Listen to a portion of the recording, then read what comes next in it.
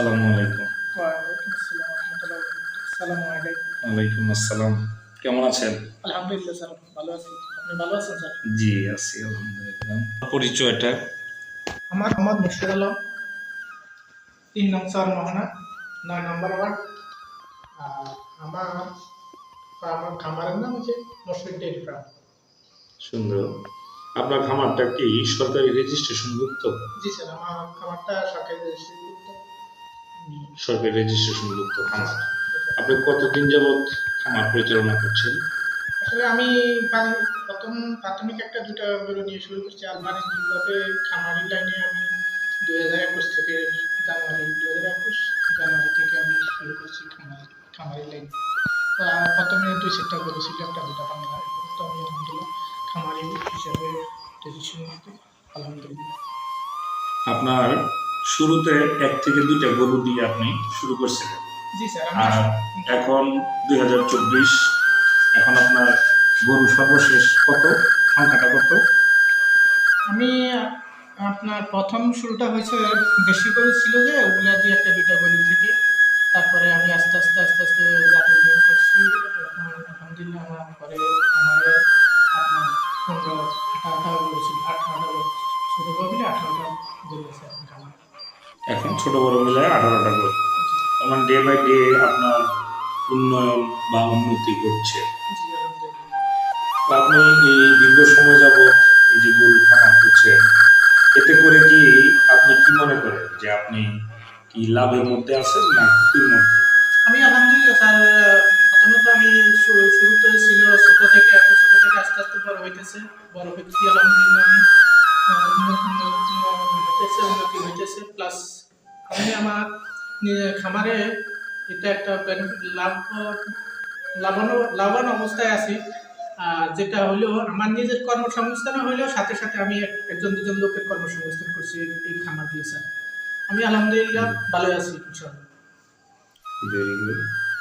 আপনি যে একটা বিষয় অবগত আছেন যে যে কোনো বিশেষ করে গরুর খামারের ক্ষেত্রে গরুর প্রধান খাবার হলো কাঁচা ঘাস। জি স্যার। সেটা তো আপনি জানেন। জি। তো আপনার যেহেতু এখন বর্তমানে ২৭টা ১৭টা বা ১৮টা গরু, তো আপনি অবশ্যই কাঁচা ঘাস পর্যাপ্ত পরিমাণে আপনার গরুকে খাওয়ান। জি। আপনার কি নিজস্ব কোনো ঘাসের জমি বা প্লট আছে? জি স্যার, আমার আলহামদুলিল্লাহ, কারণ ওই যে গরুর প্রধান খাদ্য হচ্ছে ঘাস। এ, ঘাসের বিকল্প নাই গরু পালতে হইলে।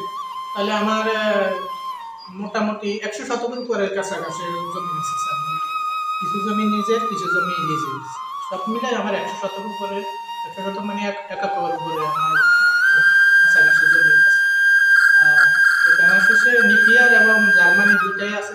প্লাস কিছু এই যেমন সিজনে খেসারি কলাই, খেসারি কলাই এগুলা খাবাই। আলহামদুলিল্লাহ আছি, আলহামদুলিল্লাহ ভালোই আছি।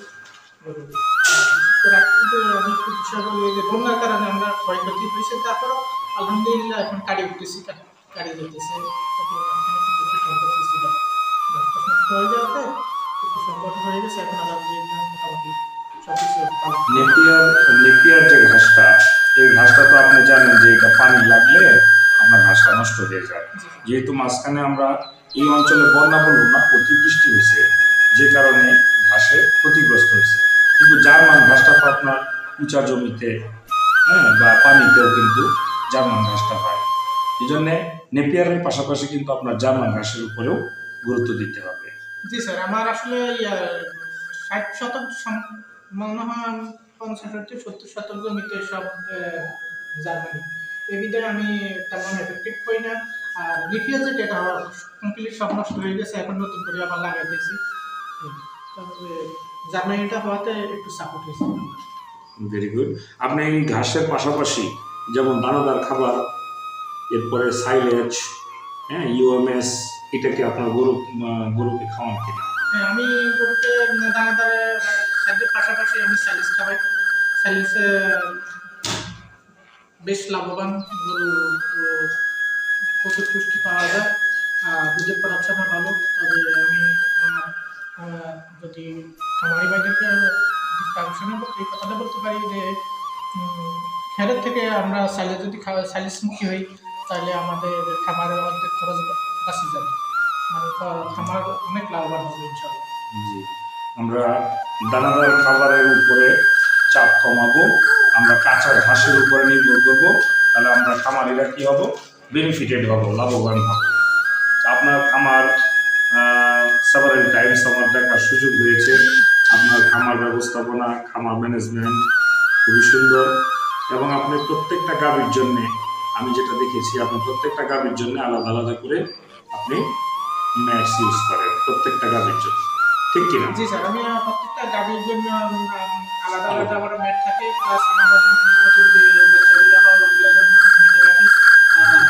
সকালে 2 টাইমে আমি যেমন পরিষ্কারের বিষয়টা একটু বলি যে আমি 2 টাইমে আমি খামার পরিষ্কার করি, এবং কি সপ্তাহে একদিন ব্লিচিং পাউডার, একদিন ডেটল, মানে সপ্তাহে জীবাণুনাশক করি আমি আমার খামারে। Very good. আপনি আপনার খামারের যে বর্জ্য জি। বা গোবর, সেটা আপনি কিভাবে নিষ্কাশন করেন? এটা আপনি কোনো জায়গায় সংরক্ষণ করেন কিনা, বা এই গ্যাস, এই গোবর থেকে আপনার পরবর্তীতে কোনো ধরনের বায়োগ্যাস প্ল্যান্ট করার চিন্তা ভাবনা বা পরিকল্পনা আপনার আছে কিনা? ধন্যবাদ স্যার, একটা গুরুত্বপূর্ণ কথা বলছেন। এখন পর্যন্ত আমি আমার যে গোবরগুলো এগুলো আমি মাথায় করে আলাদা জায়গায় নিই, কারণ যদি খামারের পাশে রাখি তাহলে মশা মাছি বেশি হয়। এই বিধায় আমি গোবরগুলো আলাদা অন্য জায়গায় নিই। তবে আমার আপনাদের সাথে যোগাযোগ করে বা ইউলো স্যার, ইউলো স্যার, আপনাদের দুজনের সাথে আমি পরামর্শ চলতেছে অলরেডি আমার বায়োগ্যাসের ব্যাপারে। তবে আমি ইনশাল্লাহ ইমিডিয়েটলি অচিরেই আমি বায়োগ্যাসে হাত দিতেছি ইনশাল্লাহ আপনাদের সহযোগিতায়। ধন্যবাদ আপনাকে। এবং আপনি একজন সচেতন খামারি, এই 3 নম্বর ইউনিয়নের একজন সচেতন খামারি। আমরা আপনাকে ডেমো খামারি হিসেবেও নির্বাচিত করেছি। অত্র রায়পুর উপজেলাতে আপনি একজন ডেমো খামারি। আপনার খামার প্রদর্শনী খামার, আপনার খামার দেখে এরকম আরও অসংখ্য খামারি সচেতন হবে এবং নতুন করে খামার করার জন্য উদ্বুদ্ধ হবে। এই জন্যে আপনাকে ডেমো খামারি হিসেবে নির্বাচিত করা হয়েছে। আর বিশেষ করে আপনার এই যে আপনি গরু বা গাভী লালন পালন করছেন, আপনি কি নির্দিষ্ট সময় পর পর আপনি কি কৃমিনাশক বা কৃমিমুক্ত করেন কিনা আপনার গাভীকে? ধন্যবাদ স্যার, আসলে একটা গুরুত্বপূর্ণ বিষয় আমাদের জিজ্ঞাসা করছেন। আসলে আমি রায়পুর আমাদের উপজেলা পানি সম্পদ অফিসের স্যারদের সাথে পরামর্শে, যেমন আপনি আছেন, ইউলো স্যার আছে, ওনাদের পরামর্শে, আপনাদের পরামর্শে আমি প্রত্যেক 3 মাস পর পর গরুকে কৃমিনাশক করি। এরপরে কৃমিনাশকের পরে যা আমাদের সদস্য যা যা করা, লিভারটনিক, জিঙ্ক, এগুলো আমি প্রতিনিয়ত, মানে প্রতি মাস পর পর এগুলো দিই। আরেকটা বিষয় হলো আলহামদুলিল্লাহ, আসলে আমার এই সাফল্য বলবো কিছুটা আমি আগে গেছি আপনাদের সহযোগিতায়, আপনাদের পরামর্শে, আপনারা আমাকে নিয়ে যে আমাকে যে উৎসাহিত করতেছেন, এর জন্য আমি আপনাদের কাছে কৃতজ্ঞ। রায়পুর পানি সম্পদ অফিসে কর্মকর্তা যিনি আছেন, যারা আছেন, সবার কাছে আমি চিরকৃতজ্ঞ। দিন নাই রাত নাই, যখনই আমি ফোন করি তখনই আপনারা ছুটি আসেন, এটা আপনি সবসময় আমি আপনাদের কাছে কৃতজ্ঞতা পাবেন। ধন্যবাদ আপনাকে। এবং টিকা প্রদান, যেটা ভ্যাকসিনেশন, এটা তো আপনার গাভীকে নিয়মিত করা হয়, বিশেষ করে খুরার টিকা। এটা কি আপনি বছরে কয়বার খুরার টিকা দেন? আসলে আমি খুরার টিকা তো বছরে আমার 4 মাস অন্তর অন্তর আমার খুরার ভ্যাকসিন করা হয়। আর ল্যাটিন স্কিন ওটা 6 মাস পর পর করা হয়, তাও পানি সম্পদ অফিসে যোগাযোগের মাধ্যমে এগুলো আমি সবকিছু টিকা আমি সবগুলো কন্টিনিউ করে দিয়েছি। তরকা যে টিকাটা আছে, এই তরকা টিকাটা জানেন আপনি যে বছরে একবার অন্তত তরকার টিকা করা লাগে। এই তরকার টিকা কি আপনি আপনার খামারে করছেন, তরকার টিকা? জি, আমি গত 6 মাস আগে ইউলো স্যার এবং এলইও স্যার দুজনের পরামর্শে আমি তরকারি টিকাটা একবার করছি। তবে তরকারি টিকাটা বছরে একবার করি, স্যারেরা আমাদের এই দিক নির্দেশনা দিচ্ছে। জি। আলহামদুলিল্লাহ, এখন পর্যন্ত আলহামদুলিল্লাহ আমার খামারে তেমন বড় ধরনের কোনো সমস্যা হয়নি, আলহামদুলিল্লাহ। আর বিষয় হলো যে খোরাক টিকাটা আমি বলবো অন্তত বছরে 2বার আপনি খোরাক টিকাটা করবেন।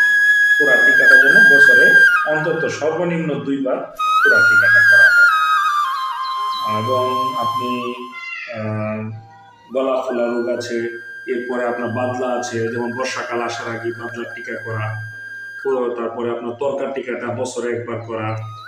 লাম্পি স্কিন ডিজিজ এক সময় মারাত্মক আকার ধারণ করেছে, এখন কিন্তু তার তীব্রতা অনেকাংশেই কমে এসেছে। আমরা সরকারি বোরপক্সের টিকাটা সাজেস্ট করেছি খামারিদেরকে, আপনি সেটা অবগত আছেন। আমরা আপনাকে সেই ভ্যাকসিন করাইছি।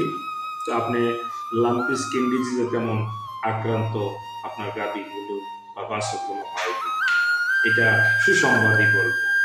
আলহামদুলিল্লাহ স্যার। না, ওটা আসলে অ্যাকচুয়ালি হয়েছে এটা আপনাদের, কারণ আমি তো এই সম্বন্ধে তেমন অবগত ছিল না। কিন্তু আপনারা আমাকে যেভাবে উদ্বুদ্ধ করছেন বা আমাকে যেভাবে দিক নির্দেশনা দিতেছেন, এই বিধায় আমি আলহামদুলিল্লাহ এখন পর্যন্ত এইভাবে এতটুকু আসছি। এবং আমার মনে হয় ভালো রাখার মালিক আল্লাহ, তবে আপনাদের একটা প্রচেষ্টা আছে, আপনাদের আন্তরিকতা আছে, বিধায় আমি আলহামদুলিল্লাহ এখন পর্যন্ত এটা এইভাবে আছি। আপনাকে অসংখ্য ধন্যবাদ অনেক সুন্দর সুন্দর তথ্য আপনার উপস্থাপনের জন্য। বিশেষ করে আপনাদের সরকারি পশু হাসপাতাল রায়পুর এখানে আছে, আপনি জানেন, আপনি যান। আপনার কাছ থেকে আমি জানতে চাচ্ছি যে তাদের কাছ থেকে আপনি সব ধরনের সুযোগ সুবিধা, পশু হাসপাতাল থেকে সব ধরনের সুযোগ সুবিধা, ডাক্তারের সুযোগ সুবিধা বা পরামর্শ, চিকিৎসা, হ্যাঁ, কৃত্রিম প্রজনন, ভ্যাকসিনেশন, এগুলো কি আপনি সঠিক সময়ে সঠিক টাইমে আপনি কি পাচ্ছেন কিনা পশু হাসপাতাল থেকে? হ্যাঁ স্যার, আসলে একটা গুরুত্বপূর্ণ বিষয় এটা।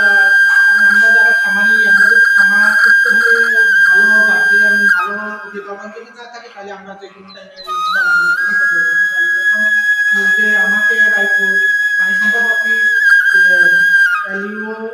ইউলো স্যার যথেষ্ট সাপোর্ট দিতেছে সবসময়। যেমন ভ্যাকসিনের, কৃমিনাশক, আর আমার কোনো খাবারে কোনো সমস্যা, গাভীর জ্বর সর্দি ঠান্ডা হয়েছে, আমি যেমন ডাক্তার মোহাম্মদ মোকাদ্দুস স্যার যখনই কম দিয়ে রাতে 10টা হোক 12টা হোক উনি আসে ট্রিটমেন্ট দেয়, প্লাস ইউলো স্যারের সাথেও পরামর্শ হয়। ওনারা খুব আন্তরিকতার সাথে আমার বিষয়গুলো দেখে। আলহামদুলিল্লাহ আমি সর্বত্র ওনাদের সাপোর্টে আছি। ওনাদের সর্বত্র ওনারা আমাকে সহযোগিতা করে। অসংখ্য ধন্যবাদ মোর্শেদ আলম ভাই, আপনাকে আপনার সুন্দর এবং সাবলীল ভাষায় বিভিন্ন বিষয়ে তথ্য প্রকাশ করার জন্যে এবং খামারিদেরকে উদ্বুদ্ধ করার জন্যে। আপনার মতো করে যদি অন্যান্য খামারিরাও ঠিক এভাবে অনুসরণ করতে পারে, মেনে চলতে পারে, আমি আশা করি এই প্রাণী সম্পদের যেরকম উন্নয়ন হবে, আমাদের খামারিদেরও আস্তে আস্তে এরকম দিন দিন উন্নতি সাধিত হবে। এই প্রত্যাশাই ব্যক্ত করে আমি এখানে শেষ করছি। অসংখ্য ধন্যবাদ আপনাকে, জনাব মোর্শেদ আলম। ভালো থাকবেন। সালাম।